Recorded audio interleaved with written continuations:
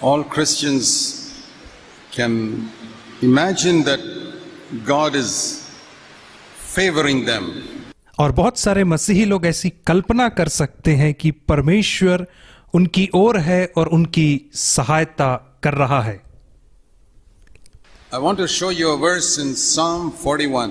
और मैं आपको एक वचन दिखाना चाहूंगा भजन संहिता की पुस्तक और उसके 41वें अध्याय से। How do we know whether God is pleased with us? और हम किस रीति से जानते हैं कि परमेश्वर हमसे प्रसन्न है? This is a wonderful verse. और यह एक बहुत ही अद्भुत वचन है। Psalm 41 verse 11. भजन संहिता 41वां अध्याय और उसका 11वां वचन। Here he says, यहाँ पर वो कहता है, Lord, I know you are pleased with me or you favor me because you do not let my enemies triumph over me. मेरा शत्रु जो मुझ पर जयवंत नहीं हो पाता, इससे मैंने जान लिया है कि तू मुझसे प्रसन्न है। भजन संहिता 41:11। So in the Old Testament they had earthly enemies. और हम देखते हैं कि पुराने नियम में उनके सांसारिक शत्रु पाए जाते थे। The whole Old Testament history books are full of stories of Israel fighting their enemies. और यदि हम पुराने नियम को देखें तो जो उसकी इतिहास की पुस्तकें हैं वहां पर हम पाते हैं कि इस्राएल सांसारिक शत्रुओं से ही लड़ता है। From Exodus all the way up to Chronicles, you read many stories of Israel fighting their enemies. निर्गमन की पुस्तक से लेकर के इतिहास की पुस्तक तक हम पाते हैं कि इस्राएल अपने अनेक शत्रुओं से युद्ध करता है। Many times Israel was defeated. अनेक बार इस्राएल पराजित हो जाता था। And sometimes Israel would win. और कई बार ऐसा होता था कि इस्राएल विजय को प्राप्त करता था। But they knew that God was supporting them only when they won. परंतु वे जानते थे कि परमेश्वर उनकी सहायता कर रहा है, उनकी ओर है, केवल तभी जब वे जीतते When they थे। were defeated, they could not say God was supporting them. परंतु जब वे पराजित होते थे तब वे ऐसा नहीं कह पाते थे कि परमेश्वर उनकी ओर है। How can Almighty God be defeated by some earthly enemies? और कैसे सर्वशक्तिमान परमेश्वर किसी सांसारिक शत्रु के सामने हार सकता है? We read one incident like that in the Old Testament where the ruler in Judah was Hezekiah. और हम एक ऐसा ही विवरण पढ़ते हैं पुराने नियम में जहां पे यहूदा का राजा हिजकिय्याह था। And there was a king called Sennacherib who came to attack him. और वहां पे एक राजा था सन्हेरिब जो उसके ऊपर आक्रमण करने आया था। And Hezekiah prayed to God. और हिजकिय्याह ने परमेश्वर से प्रार्थना किया। And God sent one angel. और परमेश्वर ने एक स्वर्गदूत को भेजा। And that one angel killed more than 180,000 soldiers of the enemy. और उस एक स्वर्गदूत ने शत्रु के 1,80,000 से ज्यादा सैनिकों को मार गिराया। You can read that in the book of Kings and Chronicles. और इस विवरण को आप राजाओं की पुस्तक और इतिहास की पुस्तक में पढ़ सकते Then they हैं। knew और God is happy with us. वे जानते थे कि परमेश्वर उनसे प्रसन्न चित्त है। But there were other times when God was not happy with them. परंतु अनेक समय ऐसा भी होता था जहां पे वे पाते हैं कि परमेश्वर उनसे प्रसन्न Let me नहीं show you था। one example of that. 1 Samuel chapter 4. और मैं आपको इसका एक उदाहरण दिखाऊंगा जो पाया जाता है पहला सामुएल की पुस्तक और उसके 4 अध्याय में, Where it says here that the verse 2, the Philistines defeated Israel, killing 4,000 people. और यहाँ पे दूसरे वचन में हम पढ़ते हैं कि पलिश्तियों ने इस्राएलों को हरा दिया और उनके 4,000 सेना के पुरुषों को मार गिराया। Why were they defeated? और ये लोग क्यों पराजित हो गए इस्राएली लोग? According to Psalm 41, God was not pleased with them. और भजन संहिता 41 के अनुसार यदि देखें तो परमेश्वर उनसे प्रसन्न नहीं था। God was pleased with them, they would not have been defeated. परंतु जब परमेश्वर उनसे प्रसन्न रहता था तब वे पराजित नहीं होते थे। And after the battle, और युद्ध के बाद verse 3, the Israel soldiers discussed, why are we defeated? और तीसरे वचन में हम पाते हैं कि युद्ध के बाद इस्राएल के वृद्ध लोग आपस में कहने लगे कि आज हम Why क्यों did the हार Lord गए allowed us to be defeated? और क्यों परमेश्वर ने आज हमें हारने की अनुमति दिया। Somebody said, और तब किसी एक ने कहा, because we don't have the ark, let's go and bring the ark.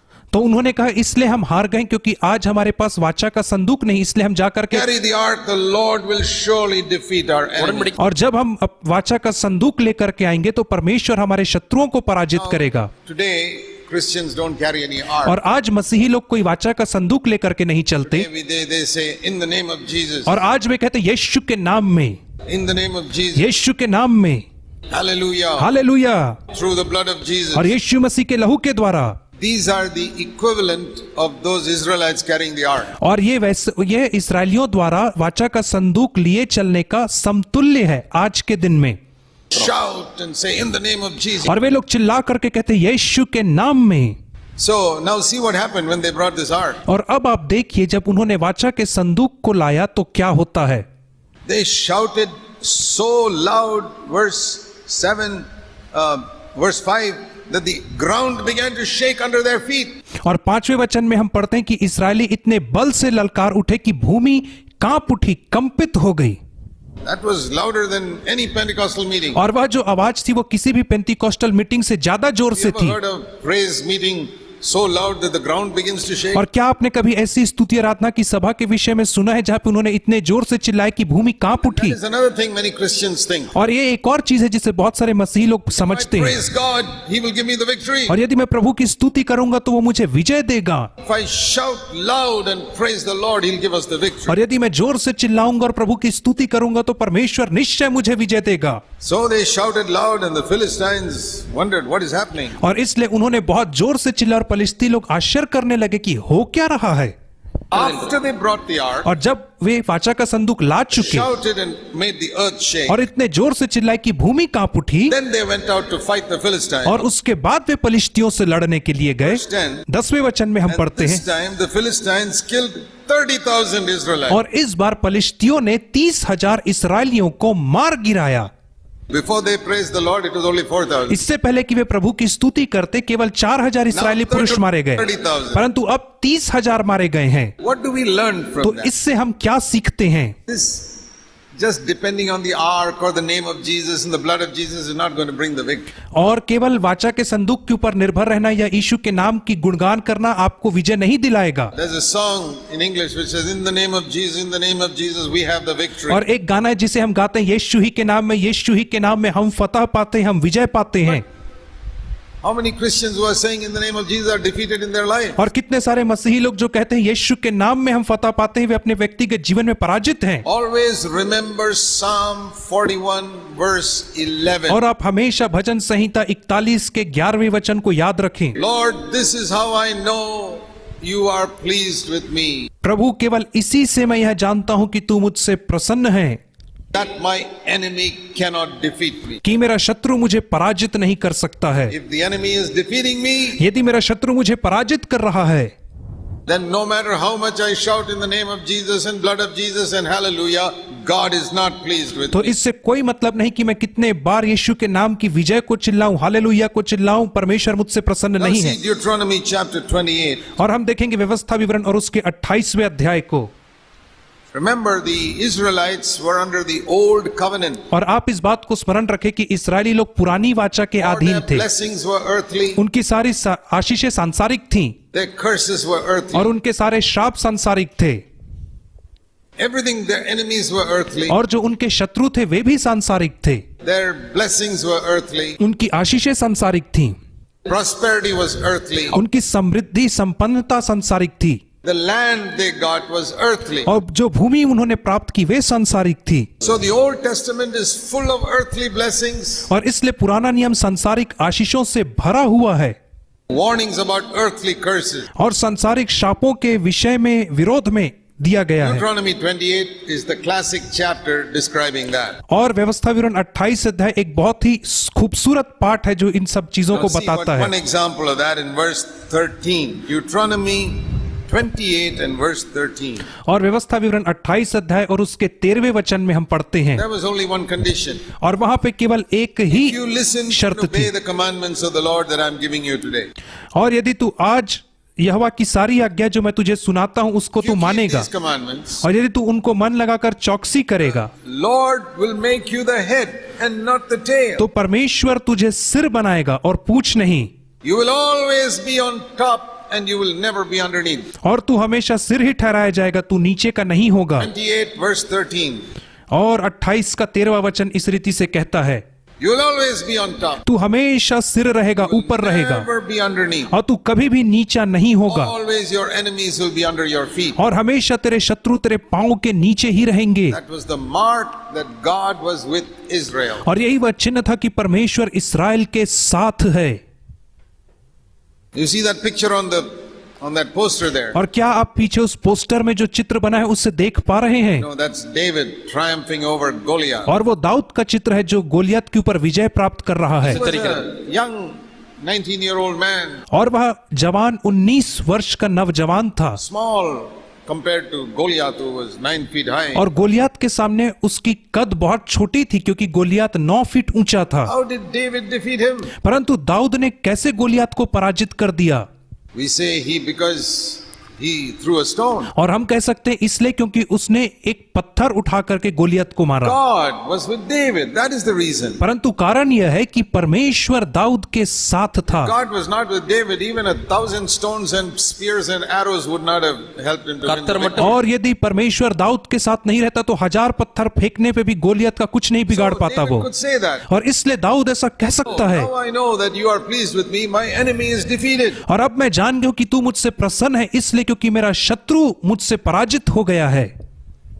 God made him the head and not the tail. और परमेश्वर ने दाऊद को सिर बनाया और पूंछ नहीं बनाया। He was on top and not underneath. और वह हमेशा ऊपर ही रहा परंतु नीचे नहीं गया। The whole Old Testament teaches that one lesson. और पूरा पुराना नियम हमें यही पाठ सिखाता है That when God was with Israel, Israel always won. कि जब परमेश्वर इस्राएल के साथ था तो इस्राएल हमेशा विजय को प्राप्त करता ही गया। And the only time that Israel lost was when God was not with them. और केवल एक ही समय था जब इस्राएल पराजित हुआ और वह तब था जब परमेश्वर उनके साथ नहीं था। I repeat that because it must be drilled into our mind. और मैं आपके सामने इस वाक्य को फिर से दोहराना चाहता हूं क्योंकि मैं चाहता हूं यह बातें आपके दिमाग में अंकित हो जाएं। Every case in Old Testament history, और पुराने नियम के इतिहास में हर एक घटना में हम इस बात को पाते हैं।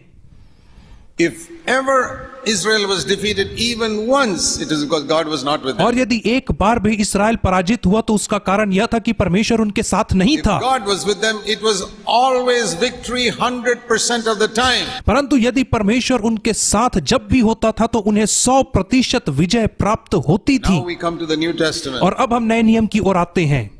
All those things written in the Old Testament are an example for us. और वे सारी बातें जो पुराने नियम में लिखी गई हैं वे हमारे लिए एक उदाहरण ठहरी हैं। I want to make this so simple that even little children can understand. और मैं इसे इतना आसान बना देना चाहता हूं कि छोटे से छोटे बच्चे भी इस बात को समझ पाएं। So many preachers speak such complicated stuff that even clever people cannot और understand. बहुत सारे प्रचारक इतना विशिष्ट प्रचार करते हैं, इतना क्लिष्ट प्रचार करते हैं कि जिसे शिक्षित लोग भी नहीं समझ पाते हैं। I believe that Jesus spoke in such a way that little children could understand. परंतु मैं विश्वास करता हूं कि यीशु ऐसे साधारण शब्दों में प्रचार करता था जिसे छोटे बच्चे भी समझ पाते So थे। in the New Testament also we can say the same thing. और इससे नए नियम में भी हम ऐसा ही कह सकते हैं। If I am defeated in my life, यदि मैं अपने जीवन में पराजित हूं that proves God is not pleased with me. तो यह इस बात को सिद्ध करता है कि परमेश्वर मुझसे प्रसन्न नहीं है। But there is one big difference. परंतु एक बड़ा अंतर है। Today our enemies are not human beings. परंतु आज जो हमारे शत्रु हैं वे मनुष्य नहीं है, इंसान नहीं है। नहीं, We do not fight with human beings today. आज हम मनुष्यों के साथ लड़ाई झगड़ा नहीं करते हैं। All those who fight with human beings are living in the Old Testament. और वे सारे लोग जो आज मनुष्यों से लड़ते झगड़ते हैं वे पुरानी वाचा में जीवन जी रहे हैं। Moses, Joshua and all, they and their followers fought with earthly enemies. मूसा, यहोशू और उनके अनुयायी सांसारिक शत्रुओं से लड़ते रहे। Even David, और यहाँ तक कि दाऊद भी। even Elijah fought with 450 prophets and false prophets and killed them. और एलिया भी बाल के 450 भविष्यद्वक्ताओं से लड़ा और उन्हें मार गिराया।